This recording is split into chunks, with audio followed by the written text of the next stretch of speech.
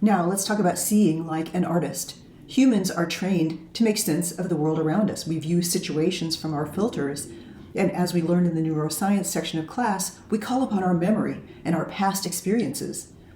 When I talk about viewing life through filters, let me give you a few examples.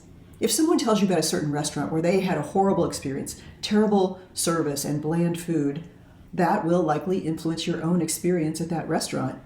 You view your own experience through the filter of another person's story. If you hear a secondhand rumor, or even a distortion of facts from the internet, you may form an opinion. That opinion is a filter. Our selfie culture has given rise to beauty filters that are photo editing tools that use artificial intelligence and computer vision to detect facial features and change them. What we see when we use filters is a distortion from what is actually there. So filters can be formed by other people, your own past experiences, impressions formed, and they can be formed by your own beliefs, which can be changed because all in life is a choice. People also use filters when they see an optical illusion. I'm sure you know this one. Which do you first see, the old woman or the young woman? If you have trouble seeing both, if you see the old woman, look at the old woman's nose and think of it as the left cheek of a face looking away from you.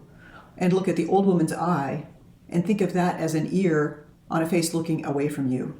Now you should be able to go back and forth and see the young girl and the old woman. They are both trapped in this famous optical illusion that first appeared in an 1888 German postcard and was later adapted by British cartoonist William Ely Hill, who published it in a humor magazine in 1915 with the title My Wife and My Mother-in-Law. The person you see first could be affected by your filters, even by how old you are. Now look at this particular object. It's one that you can easily identify. Identifying and naming uses our filters. When we can identify things, it satisfies our desire to make sense of our surroundings. When we observe something we haven't seen before, that we can't identify, we look at that thing in an entirely different way. We notice its texture, its shape, its color and size, like a child curiously observing something for the very first time. Seeing like a child observing something for the first time is seeing like an artist.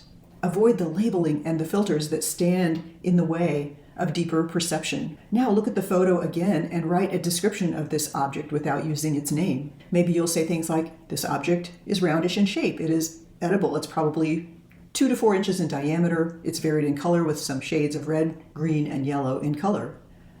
If you could taste this object, you would have even more descriptions.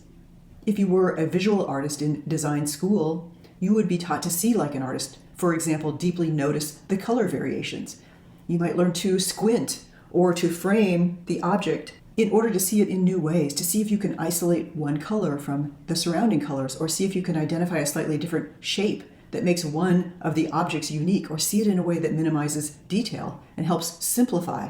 So you could see, for example, a forest instead of individual trees. You would be taught to look for shapes, angles, lines, curves, roundish shapes, triangular shapes, longer shapes, horizontal blocks, pointy shapes. All of those shapes are dynamic forces. You would notice which way your eye is drawn to look in the composition and the juxtaposition of curves, lines, angles, and shapes. Because artists think about the visual journey that attracts the viewer's eye. You would look for the negative space and how the surrounding space can build tension or create harmony in a composition. But this course is not a visual artist creativity course, so we won't dive deeply here. But what I do want you to come away with is a greater awareness of seeing the world creatively, noticing your own filters, and seeing more with the eyes of your soul. Because that is deeply noticing something. It will not only make you more creative, it will enrich your life. Let me explain some more about what I mean. Paying full attention to moments is to embody love.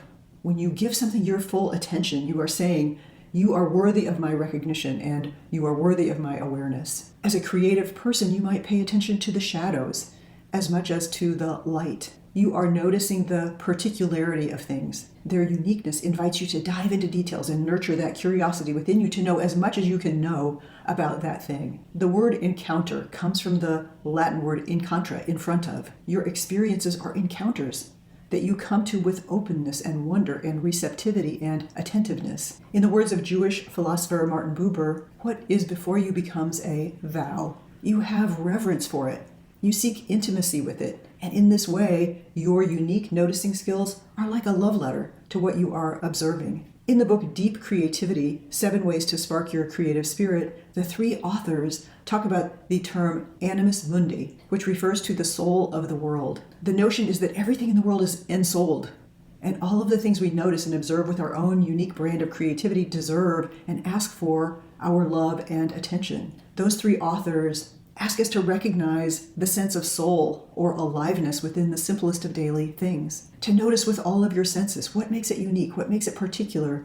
If you could enter into a dialogue with it, what would it say? What stories might it tell? Could you write a story about it? A poem? A song? Every day of your life can be an opportunity to express yourself. So this brief lesson asks you to notice your perception in new and more subtle ways. You begin to see the world through fewer old filters and with more dimension. If you practice looking in this way, you begin to see the world with more creativity and imagination. You see with artist's eyes.